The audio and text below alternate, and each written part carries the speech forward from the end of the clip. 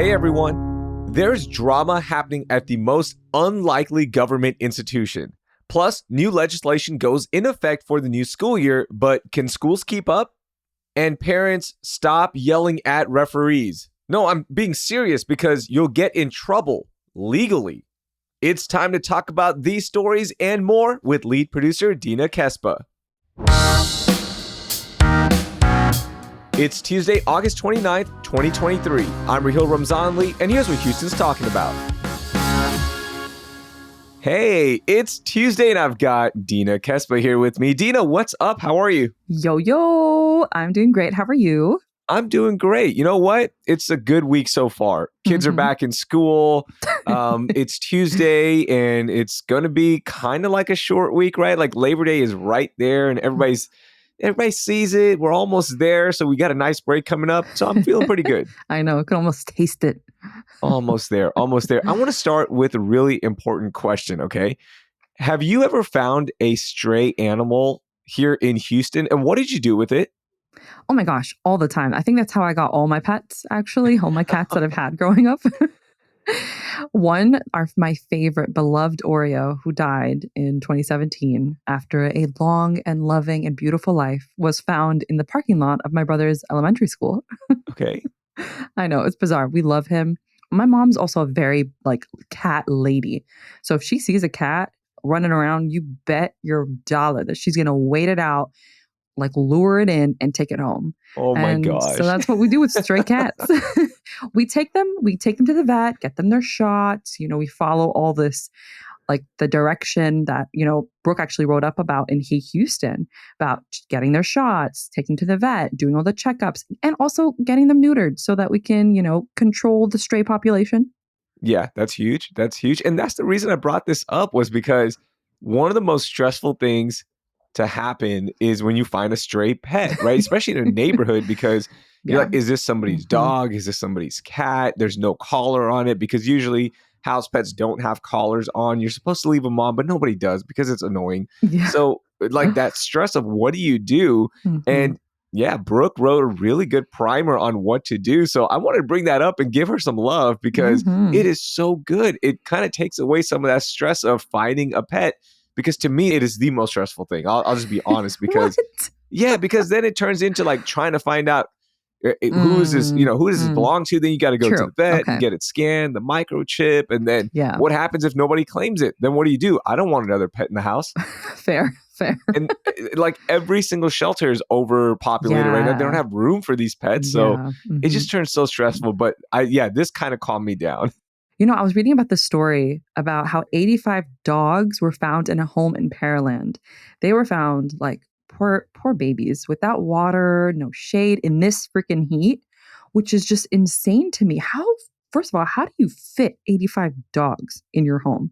Yeah, they were all outside. That must be a huge backyard, or not. Maybe they're just on top of each other. And and now guess what? Pearland police, they don't know what to do with them because all 85 dogs are now in need of new homes. And the Pearland Animal Shelter is pleading for public support because there's just not enough room for all these dogs anywhere. 85. My mind is... Yeah, that's so crazy. That's insane. That's crazy. I when I find a dog, my first instinct is, okay, check the collars. If there's an address, I'm dropping the dog off to your house. That's your problem. Okay. Yeah. And if there's not one, then I'll drive around and I'll just, see if somebody's looking for a dog always. And then the third one is go get the microchip and make sure, if there's an address on there. And then after that, I've never had to get to step 4. I've never had to call a shelter and just go drop it off. So it's stressful, and, just be smart, people. Please take care of your animals. Yeah, I agree. The one time I found a dog in the middle of the street, I brought it home, didn't have a chip or a collar or anything like that. He was super wild. He was like a puppy German Shepherd. And he just escaped our backyard, and I couldn't find him. He was just wilding in our neighborhood. And a neighbor picked him up, and he was like, "Hey, is this yours?" And I was like, "Well, yes and no." I kind of just picked him up off the road. And he was like, "Okay, well, if you don't want him, can I keep him?" I was like, yeah, sure, go ahead, your thing. Yep. Yep. Yours now. No Yeah, takebacks. exactly. That's how it works. By the way, you can check out that whole primer that Brooke wrote right here in our show notes. Just click on the link. It's there. It's awesome. Or just go to houston.citycast.fm. Okay, let's talk about the biggest story that caught your eye. What is it, Dina?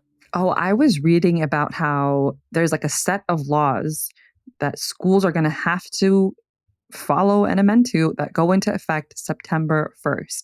Now, hang tight because I want to mention just like the top ones that I read and kind of do a little breakdown. So, the first one was increased penalties for vaping. That's House Bill 114.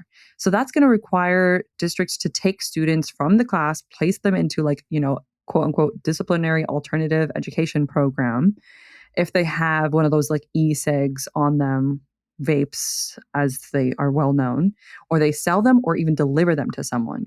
So I'm guessing this is like rampant in high schools. Look, when Oh, I was big in high time. school, I didn't know what these things were. We didn't even have those. Yeah, because they weren't around back then.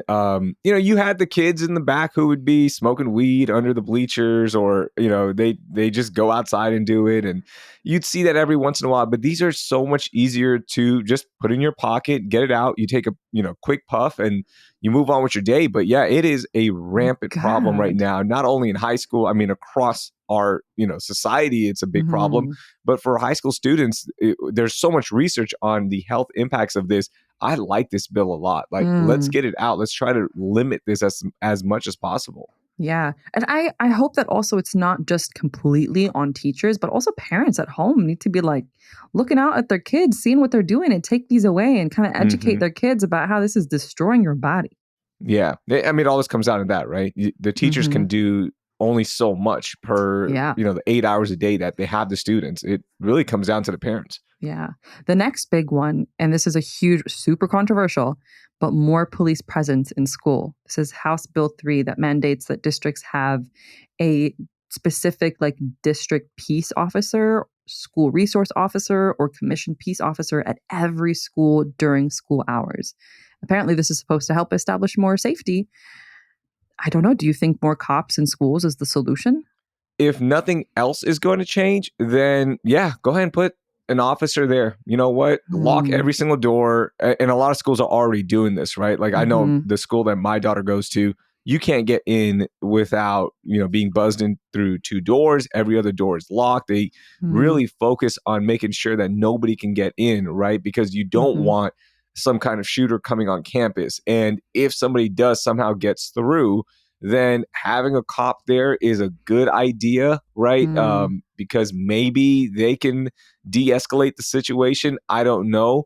I'm just like, at this point, yes, try it, whatever, because nothing else is going yeah, to change, right? Like we're not going to right, be adjusting our gun laws anytime soon, it seems like. So right. if that means we just need to make things safer, then make it safer, because as somebody with a child in the school system, Mm, make it as safe as possible. And the problem that a lot of districts are running into, and we talked to Mia Gradney yesterday about this, mhm, is there's so many openings for these officers because police departments need a lot of recruits and other school districts need these officers. So everyone is finding the same pool of applicants and they're all trying to hire the same ones. So there are some other things that districts can do, right? Like they can have school mhm, marshals or qualified employees serve as police officers as well. right. But whatever you need to do to make it safe, make it safe. At this point, I just want a safe school. I guess we'll see how that plans out. The other really big one that I feel like is super important is the potential for schools having chaplains. This is Senate Bill 763. And a chaplain essentially serves as a mental health personnel person that can provide also behavioral health services, assist in certain programs like, suicide prevention or intervention. I feel like that's really important to have because we, as a country, this isn't just a Houston problem. We do not have any sort of resource or focus at all to mental health. And that is so incredibly vital in our society to have that and to have that space and have it dedicated. To me personally, I feel like this is a huge plus to have in schools. Yeah, it's a really good thing. But did you see that more than 100 Texas chaplains issued a letter saying that this actually isn't a good thing? And they're saying that, look, it gets into the religious freedoms and rights of students, right? You want church and state separation. And the other thing they wrote was that this will take away from trained mental health professionals who are better equipped to serve students when it comes to mental health. So, um, I don't know. Like I'm for it. That's cool. Like let's get as many resources as we can. But now the people who are actually going to be taking these roles, they're writing and saying, actually, no, this is a bad idea. So I don't know who to listen to here. I'm confused because like my sister, who when she first worked as a nurse, worked at Bentob and she saw a lot of stuff. And she had a really amazing chaplain that served as a great resource to just talk things through, dissect what she was experiencing. So she had a positive reaction to having a chaplain. Maybe it's different when you're working in a hospital, in a healthcare facility, but I guess I can kind of see their side of things too. Like on the flip side, these are people who aren't going to be given professional training to care for people with mental health issues. Yeah. But I don't know, maybe sometimes having just a person to talk to that you feel like you can trust for a teenager might be better than, I don't know. Yeah. This is a tough one. And I think everyone agrees with that. It's just, is the chaplain the right person, or is somebody who's trained in this, a mental health professional is a better resource? So that's another one. Are there any other bills that are going in? Yeah, there's plenty, but the last one I really want to bring up is House Bill 900, and this is a big one. This is the Reader Act. It's going to require libraries to rate whether or not every book they sell or have sold to the district is quote unquote sexually explicit or sexually relevant before they can sell it, which we've seen these book bans and we've seen the tension that this has caused. And September 1st, it's going down. Yep. And Katy ISD, they've already started. They are kind of the epicenter of the book ban, right? That's what we'll just call it, the book ban bill. Book ban. So, Mia talked about that as well on the episode yesterday about how Katie's the way they're framing it is that, hey, this bill is going to go in effect here shortly. So we want to get ahead of it and start, going through all these books and trying to figure out what can stay on the shelves and what can't. But it's turning into a big cultural war. And that is the problem with this bill. So the other thing with all of these bills, Dina, is who's going to be enforcing this? Yeah, that's a really good question. I mean, it's going to fall to the schools to have to follow through on these. And I'm assuming that if they don't, there are going to be some sort of repercussions. Yeah, that's going to be interesting to see how this all plays out, because it is now turning into a big cultural war, especially with House Bill 900. So that's going to be the big one that everyone talks about. But all the other bills you brought up, man, that's, hey, what's going to happen with all that? There's some good in there. There's some really good stuff in there. But, let's see if it's all executed. Okay, my biggest story so far, this blew my mind. Okay, we know that a lot of government institutions, they have issues and they have drama, and there's going to be turnover, and there's going to be the ability to not find the right employee because nobody wants to work there because of toxic culture. But did you know this is happening at the Houston Public Library? What? I know, it's not funny. It's not funny that there's a toxic environment in an institution, right? That's not the funny part. But I was thinking, at the library, really? How can you be toxic at the library? Maggie Gordon of Houston Landing has a really informative story on what's happening at HPL. The turnover rate is double than the city average. So right now it's at 26.6%, while other institutions, it's about 12.4%. Insane. Yeah. And then check this out. Also last year, the 400 and some employee system averaged more than 2 resignations per week.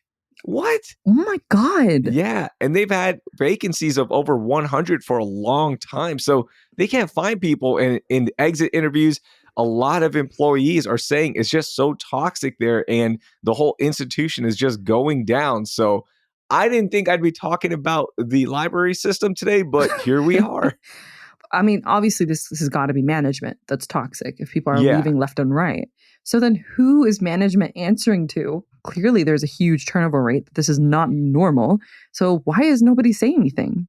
Well, now somebody is. Maggie Gordon is saying something and shining some light on what is happening at Houston Public Library. That is wild to me. That I thought, like, when I go into a library, I go to the Fort Bend libraries, and you walk in, it's pretty calm, it's pretty quiet, like nobody's talking. And maybe that's why, what happens when you're up facing forward and you can't talk, it just all builds up. And then when you go in the back, it's just toxic. I don't know. My God. I mean, it's crazy, Dina.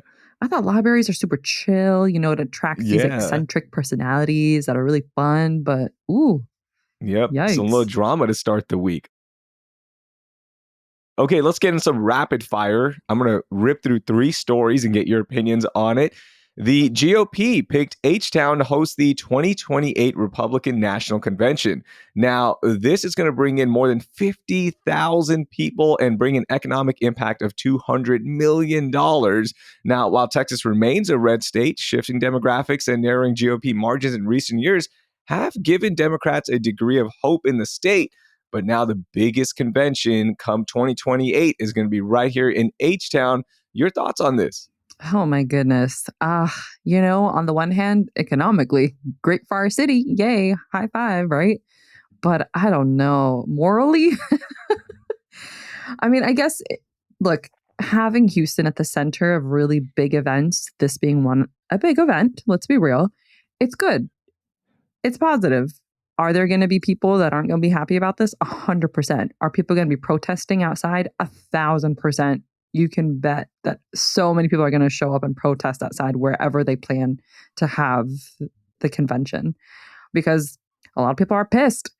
So if they think that they're going to have the convention and not have anybody outside that opposes whatever views are being said inside, that's definitely not the case. People are going to show up, people are going to protest, and they're not going to really be happy about it. Yeah. I like it. It doesn't bother me at all. Like Houston, we've done a good job of hosting a lot of big events. So look, there's going to be a lot of different events coming here, whether you agree with it or not. It's just looking at it as a city, we've focused on hosting big events. And now everyone's going to want to come here, right? Because of the hotel ability, how easy it is to be in downtown and get around, just the way we host events. I mean, you look at the Final Fours, the Super Bowls, all that good stuff. It is just part of our city's identity now. And here's what's going to happen. People are going to be upset. People are going to come. There's going to be protests. The convention's going to happen. They're going to leave and we move on. I feel like it's going to be very similar to like 2016. Remember when the Republican debate was in Houston and somebody as vocal as Trump that was saying a lot of things that were hurtful to so many people in the country, it resulted in a lot of protests. I mean, thousands of people were outside protesting. And I feel like it's going to be remnant of that. It's going to be very similar to those images that we've seen where people are out protesting, trying to get whatever views they want across. So I don't think it'll be that different from what we saw in 2016. Yep. Okay. We spend a lot of money on a lot of different classes and hobbies, whether it be workout classes, cooking classes. Would you ever pay $120 for a class to learn how to build a sandcastle in Galveston? Come on. This is pretty cool. Emerson Schreiner runs a company called Sandy Feet, which will teach you how to build sandcastles for $120 a class. Outrageous. Come on. In this economy, $120 to build a sandcastle? No. Let's keep the sandcastle fun for like how we were kids. You make the mold out of a little bucket or whatever, and then have your kid mess it up and kick it around. Let's just keep it simple. What is this? This is so cool. I'm like all about this. I think I'm gonna gift this to my oldest daughter because she loves building sandcastles. She'll take all her molds there, but she's never good at it because she doesn't know how to do it correctly. I don't know how to do it. I'm not gonna go on YouTube and watch the lessons. So I think that'd be a pretty cool birthday present to learn how to build a sandcastle. Overkill. Fine. If you want to give it as a gift, fair. But I don't know. I find this outrageous. Okay, the final story that I have for you is a new report is out explaining how much somebody has to make in the city of Houston to afford a starter home. A person needs to make $57,000, $513 to afford a median home, which costs $271,000. Are you shocked by this number? Is this high? Is this low? This is insanely high compared to what it's been in the past. And also, where can you even get a house that costs that low in Houston Yeah. anymore? Like, we just have to start accepting the fact that Houston is not how it was in the past. Like, it has changed. It is becoming super expensive and unaffordable. And honestly, I even kind of feel like this is too low because when you add in the cost of living and food and like electricity, like that's not enough to have you cover a mortgage and all the other expenses that come with just having a house and like breathing and existing. Mm-hmm. So that's where I'm at. So in San Antonio, the average salary is $55,657 if you want to afford a starter home. In Fort Worth, it's way higher at $64,933. And then the highest one would be, check this out, Austin, $92,000 just to afford a starter home. God, that's insane. Man, Texas as a whole is just changing. It's changing. Yeah. It is so crazy. I thought that number would be way higher. If 57 is really high, I thought it was going to be even higher here in Houston, just because of how expensive things are. And again, finding a home for 271,000, like where? Sign me up, exactly, because I can't find those. That's crazy. Someone show it to me, please. And it's going to be Ricky Dink, little shack, needs so many upgrades. You're going to have to spend a lot more just to build it back up, right? Exactly. And like do renovations. So I found that interesting. I want to bring it up. Now, I've got some time with you. I want to get a gripe from you. I need something that's been bugging you. Tell me, what is on your mind? Okay. Listen, I saw a post recently and it was on TikTok, of course, because like I spend so much of my very short free time on TikTok, but it was encouraging people to stop doing this whole pay it forward thing, you know, where somebody buys your meal or coffee in a drive-through. And so you want to buy the other person and just keep it going. But they're instead encouraging people to stop doing that and instead call schools and ask to pay the outstanding balance for like any kid who has some sort of balance for school lunch. And that made me think, like, why the heck are kids still paying for school lunches? Like, I know back in 2020, there was this small moment of fresh air where federal lawmakers gave schools kind of like a grant to allow kids to have school lunch for free. And that gave so many parents like peace of mind and ease that they didn't have to worry about that part. Because think of the embarrassment and the tie that a child might have with not being able to afford to freaking eat school lunch is just beyond me. And I was looking into some of the numbers of like, you know, what are the balances? Fort Bend ISD alone has reported, this was back in 2022, mind you, so we don't even have the 2023 numbers, 38,000 in negative school lunch accounts just last year alone.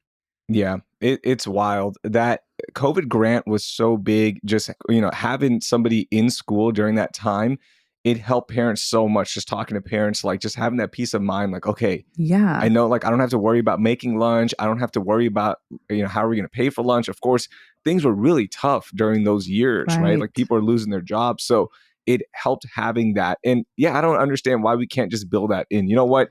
If you need to increase my taxes a little bit, because we want to be able to pay for lunch for kids who can't afford it, let's do it. Now, it does vary across other districts. Again, I can only speak regarding Fort Bend ISD, but they do offer a lot of programs and they do make a lot of exceptions for anybody that needs help. It seems like no matter what your income is, they will help, whether it be free or reducing that cost for lunch. They will do as much as possible, right? I mean, you think about that $38,000, and that seems like a really high number. But think about how many students are in that district. That's pretty good for that many students to only have $38,000 of unpaid school lunches. That's just showing that, you know, this free lunch program and reduced rate is helping a little bit. As a kid who was, you know, my parents didn't have that much, small business owners. We were part of the whole, like, trying to sign up to get the reduced lunches and praying that we can get it even for free. It helps so much for a parent. Like, you may not think about it.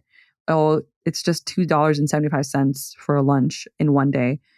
Think about how much that adds up over time and the expense of a parent who has like 3 kids or 5 kids or whatever, how many they may have. It adds up. It's a lot. It's not something small and insignificant. So my gripe is school lunches should be free across the board. Absolutely. And I just want to point out that the school tax that we pay does not go to the school child nutrition department in Fort Bend.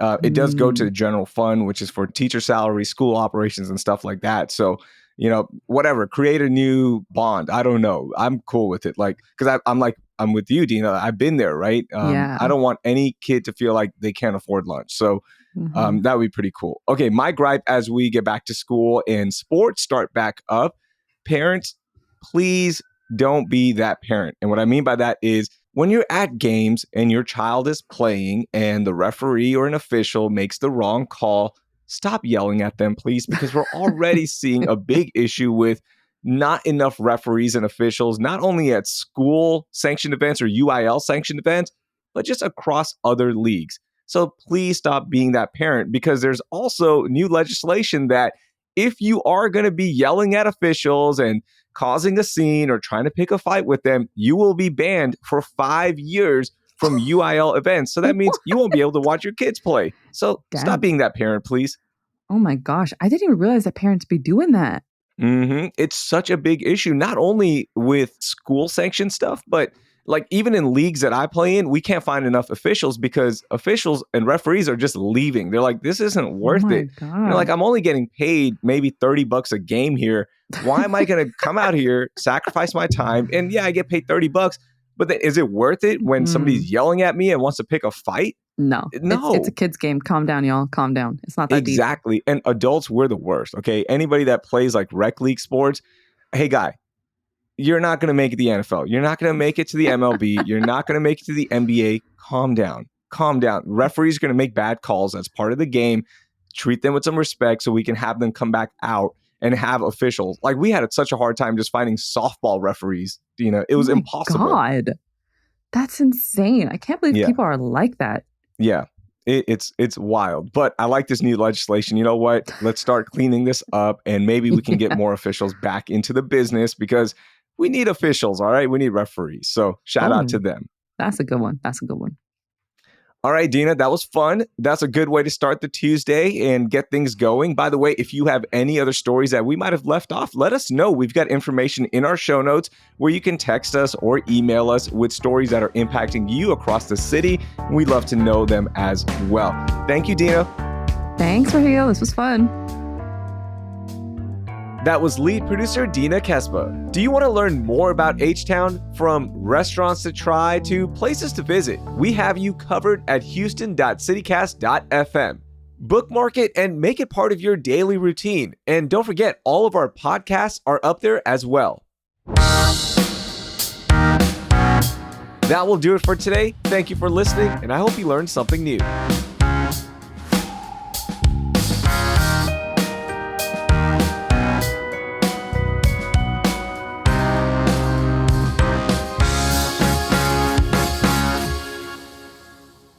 Sorry, I got a thing just flew in my face. I'm sorry.